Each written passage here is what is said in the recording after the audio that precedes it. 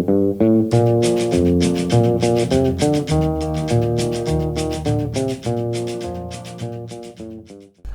morning. Good morning. Here we are. Yeah, here we are. But you noticed that. Once again, it's Saturday morning in beautiful downtown Port Angeles. We're Brent and Amy Powell. We are realtors with Keller Williams Olympic Realty here in Port Angeles, and our main office is in Sequim. Or in the spare bedroom. Yeah, our office is in the spare bedroom, which we like. Yeah. So it's a brisk Saturday morning, about 40 degrees, a slight breeze. So what are we here for? Well, every week we go over the homes that have closed in our area of business, which is Port Angeles, Sequim, the outlying areas like Joyce. Diamond Point, Joyce. Yeah. And seldom, we don't really care personally to go outside of our area of expertise. In other words, we're not trying to sell homes in Port Townsend or Forks. But anyway, just to get started, we thought we'd just run over one. Before we do that, I'd like to, Logan's going to cut to our friend Debbie, who's a loan officer, and she stopped by and told us a little bit about the market and how the system works. Good morning.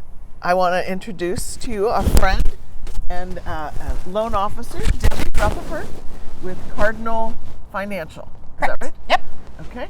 And she's here to talk to you guys about the rates that are were the trend, I would say, and then how the Fed, what they do, how long does it take to influence us, and do you see it right away, and is it metered in any way? Okay, so the misconception about the Fed rates is that when Fed rates go up, it automatically makes mortgage rates go up. Yeah, no. And that's not true. Mortgage rates are determined more by the bonds, but the Fed rate directly affects how the economy is, and then what happens in the economy affects the mortgage rates. So it's not the Fed raised their interest rates 0.5%, and it doesn't necessarily trickle down to us, but often it does because it affects the economy. Yeah. Yep. Okay, that's good to know. National average right now has been 6 5/8 For conventional? for conventional. Yeah, these are Freddie Mac and Fannie Mae products. 6 5/8. Which- So that's come down, hasn't it? It has, which equals for us, our interest rates right now are about 6.5. Okay. So For Cardinal. yeah, for Cardinal. Yep. Nice. And we have Okay. yeah. And trends? Have they gone up this week or down? Went down quite a bit last week, and they've held pretty much. Okay. Little bumps up and down this week, but they've held pretty good. Good. Yeah. Okay. And they're expected, well, they don't ever really know, but they're expecting in the next 12 to 18 months for them to be around 5 to 5.5. So, but again, they don't really know. So Debbie is also our go-to most of the time, and she's the one that has helped us. We've told stories about lenders who jumped in there and finished the deal. Somebody else bailed. But that was Deb. Anyway, anything else we need to give them just a little nugget about? Not really, other than there's with these higher interest rates than we're used to, there are different products that can help. The 3-in-1 buy down and things like that. What does that mean? That means for the first 3 years, your interest rate is 1% less. The first year is 1% less, or 3% less. The second year is 2% less, and then the third year it's 1% less, and then it goes kind of as something that you can Refi? No, or you can refinance it if the rates come down enough, or you're hoping that your income increases enough, with raises So and cost of living and that kind of stuff. Not a big deal. Becomes, yeah.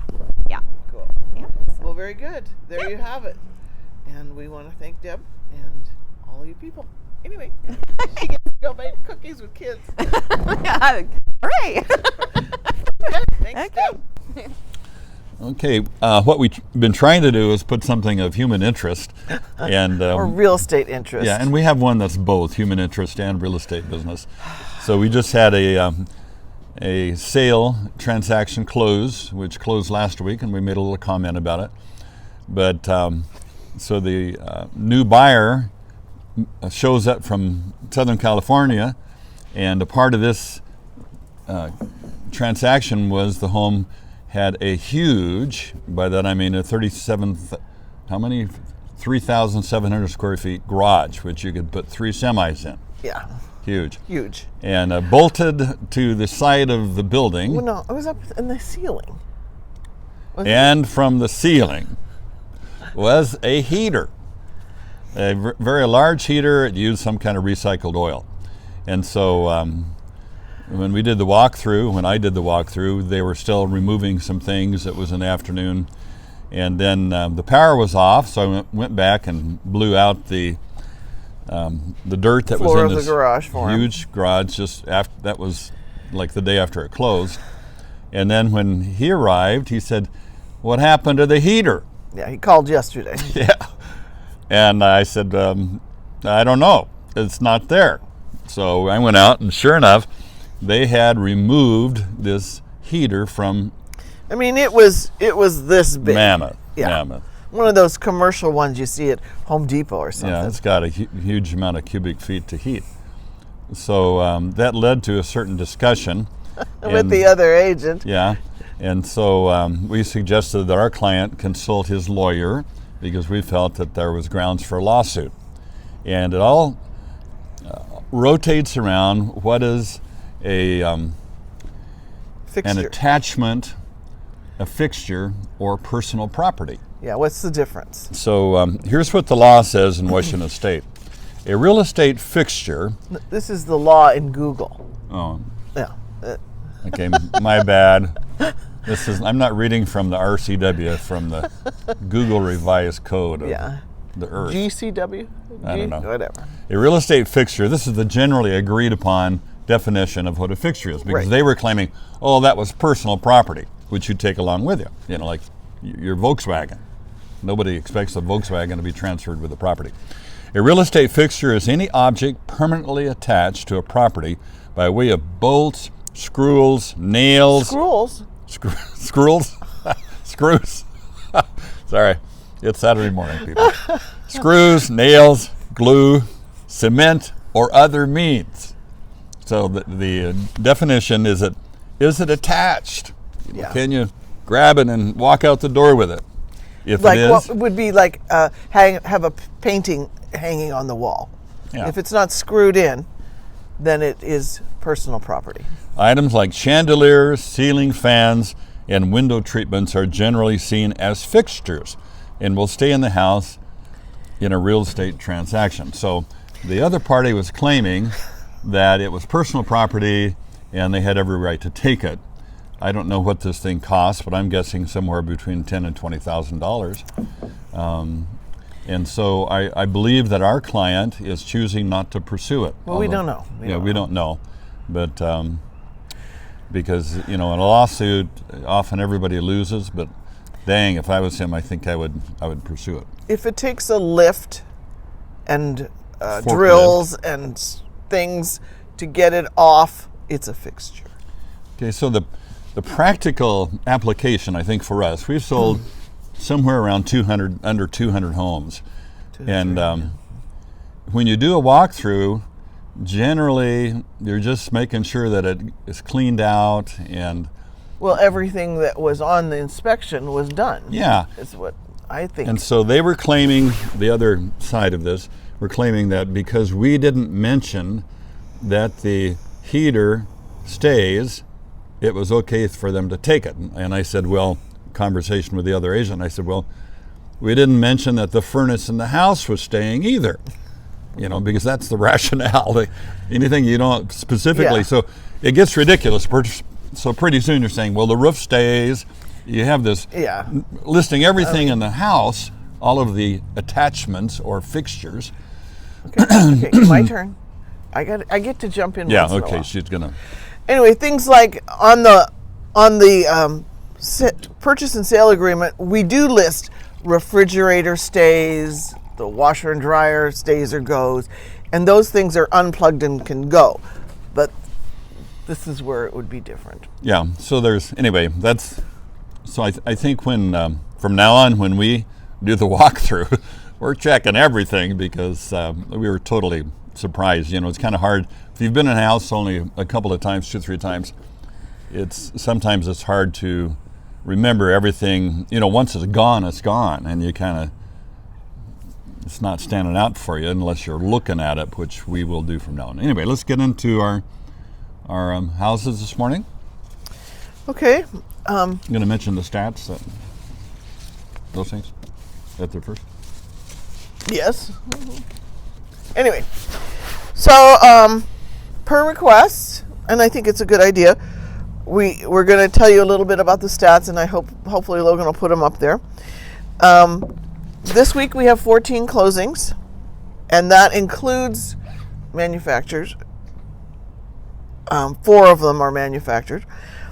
There are currently 10 pending, 44 under contract on the MLS or in escrow. 1 is under contract with a bump. I think we'll blend those 2 numbers together. Okay. And a significant number is that this week only 7 homes came on the market. 7. There were days none came on the market. 1 expired, and here's another one. Withdrawn and taken off the market were 9 homes. So people have given up, or they don't want to mess with it during the holiday, or some other reason they've decided to bail on having it on the market. The median high for the solds this week was $439.97, and that is over 100,000 less than last week. The median low is also lower. It's $430. So I also go in and ask for the total number of homes in Port Angeles that are on the market active. So the total supply you could buy from. And this, as of this morning, Saturday, there were 58. That fluctuated a little bit this week by a couple. How does that compare with about a year ago? Last spring, I did it one day, and there were only 5 total homes available to buy. Crazy. And about 50 eager buyers. Yeah, so I mean that's part of the chemistry of pushing the price up. And then in Sequim currently, as of today, there are 74 homes to choose from. And so now we're beginning to, it's been happening over the last 6 months. Basically, the peak of the market was, we figure, March, April of this last spring. Yeah. And so it takes a while to kind of there's a lag. Everything is kind of in that wait list, time before it starts dropping. So it's been dropping pretty aggressively, and it's continuing to do so. So we're going to get into the... Well, I caught a few minutes of Neil Cavuto this morning, the business guy, and he and his guests all said the real estate market still got a ways to go. So yeah, here we are. So picture those movies on the train where they pull that cord, and a big train takes quite a while to slow down and stop. We hope it doesn't do that completely, but I bet they've removed those things. I think Brakes. They probably have. Yeah. Anyway, we're going to start off with the manufactured homes, and I'm going to do those. Oh, I forgot to check on Alex's place. Oh, yeah, the number. Yeah, go. Okay, the first one is on West 15th in Port Angeles, and the original price was $75,000, and it sold for $70,000. Has 2 bedrooms, 2 baths, 6 days on the market, built in 1977. And has 1,236 square feet, and that's $5,000 less than asking. Manufactured homes that are that old tend to be a little more difficult to finance, so some of these lower prices generally tend to be cash purchases. Yeah. The next one is in Heather Circle, which is in Port Angeles, and that's down in an area called Montera. Very nice. You own the land there. So you're buying the land plus the home, as opposed to a park where you just rent the space. And so this one, I was on Heather Circle. originally priced at $280,000, and they lowered it to $228,000, which is what it sold at, $52,000 less, and has 2 bedrooms, 2 full baths, 34 days on the market, built in 1978, with 1,836 square feet, and with a full .17 lot. And okay, and then the next one is in Sequim, and kind of moving up the financial ladder as things get a little more expensive. This one is on Mountain View, originally priced for $375,000, sold for $349,000, and 3 bedrooms, 2 baths, 66 days on the market, built in 1977 with 1,146 square feet on a little less than a half an acre, sold for $26,000 less. And the last manufactured home to be closed this last week is on Bolster Way, once again in Sequim. Original listing price is $469,950 and sold for $460,000. Has 2 bedrooms, 2 full baths. 1 day on the market, went out the first day, 2019. A year it was built, and has 1,539 square feet with a half an acre. And Okay. so you want to? I'll take number 1. Okay. Moving on to site-built homes in Port Angeles. This one's on Hazel Street. Originally listed for $249,900. It sold for an extra $100 at $250. 2 bedrooms, 1 bath, 14 days on the market. Built in 1916. 1010 square feet. 0.14 of an acre with a territorial view. Awesome. The next one is one of our transactions, and yeah, no, it's actually 5 under. So, and this one is up on West 15th Street, just kind of right up the hill from us. And original asking price was $369,000, and it actually sold for $300. No, I think original was $372. Yeah, but it's 69. He went over. Got a hot tub, and we like it a lot. We like him too. He's actually was he was a client from our video here because his uncle John. Yeah, Uncle John, Hi, who we'd Uncle John. like too. And hey, John, hope you made it back to was he going? Back New east. Jersey. Yeah, or New Jersey. Come see us sometime, Francisco John. or somewhere. But he was a fan, and he said, Alex, you gotta get these guys. So anyway. Okay, so that was a 3-bedroom. You want to read that part? Yeah, I'll finish my job here. Okay. 3 bedrooms, 2 baths, 1 day on the market, built in 1924, with 1,412 square feet on a full 1.6 acre lot here in Port Angeles, and with a territorial view. Cool. House number, where am I? Second 3? page. Yeah. Is on West 15th Street, listed originally at $385, and it sold at $380 after 36 days on the market. 3 bedroom, 2 baths, built in 2014, 1,120 square feet on a standard lot with a territorial view. Thank you, Amy. So here we go, Black Diamond Road, which is really a cool area south of the town. It kind of heads up in the foothills on the way up to Olympic National Park. And it's originally priced at $649,000, and then they lowered it to $599,000, and then finally sold for $575,000, which is roughly $74,000 less than original asking price. 3 bedrooms, 3 baths, 58 days on the market, built in 1980, with 2,460 square feet, and a little over an acre and a half with a territorial view. House number 5 in Port Angeles, and this is the final house, was on Park Avenue. Originally listed for $600, it sold for $595, so $5,000 less. 3 bedroom, 2 bath, 2 days on the market, built in 1950. 2,604 square feet on 0.82 of an acre with a saltwater view up there. Cool.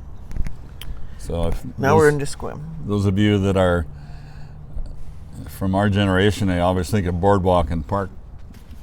Is it Park Avenue? Yeah, Park Avenue, Monopoly. Okay, the next one, first one in Sequim this morning is on Sunset Place. And originally listed for $110,000, sold finally for $400,000. It has 2 bedrooms, 2 baths, 24 days on the market, built in 1971, with 1,564 square feet on 0.21 of an acre, with a neighborhood view. Cool. House number 2 in Sequim is on Cutty, C-U-T-T-Y Lane. Originally listed for $499, it sold for $525. So this one went over asking by $26,000. 3 bedroom, 2 bath, 3 days on the market, built in 1993, 1587 square feet, 1.25 acres with a territorial view. The last one of our... No, there's more on the next page. Is there? Oh, where is? I don't. Oh, there it is. Okay, forget that. Not House number 3. Not the last one. I had Take my papers away, out Brent. of order. Sorry.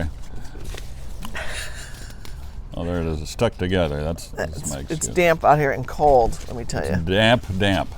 Okay. So the next one is on Dungeness Meadows, and in the Sequim area, that's a kind of a little area that I think it used to be a golf course or What's something. this mean? It means there's down below a little bit. By the river. Yeah, down by the river. Duh. Really cute. There's a whole bunch of different kinds of homes down there. So originally listed for $600,000, I went for $595,000. Very nice home. 2 bedrooms, 2 full baths, 4 days on the market, built in 2008, and finished square feet is 2,032 on about a quarter of an acre with a neighborhood view. Cool. House number 4 in Sequim was on Mar Vista Way. Originally listed for $695, it sold for $650. So $45,000 less. 3 bedroom, 2 baths, 16 days on the market. Built in 1994 with 1,548 square feet, 2 acres, and a mountain view. Nice little place. And finally, the last one. This time is on Happy Valley Road, and it's a happy valley. If you ever go there, you just feel happy when you're in there. Its original asking was $1,050,000, and it sold for $1 million even. So $50,000 less. 4 bedrooms, 3 full baths, 1 half bath, built in 2008 with 3,564 square feet. With 5 acres, territorial with you in Sequim. And 0 days on the market. Yeah, so that 0 days means that it went under contract the very first day, because in real estate, day 1 is always the next day. So that's how that works. Okay. And we've kind of gone a long time this morning, so we're not going to tally. Tally what? Dilly-dally is what I must say. We're not going to tilly-tally, but closing comments? We should be in the dome next week, and maybe we'll have heat. Yeah, we will have heat. We're in the dome. I'm looking at it right now. Anyway. Yeah. Anyway. Thanks for watching. If you, if you want to hit the subscribe thing down there, that would be really cool. Send us a comment. Would be great. Yeah, and always good. And we'll look forward to being back here 7 days from now, next Saturday. Whoop. Have a great week. Whoop, whoop.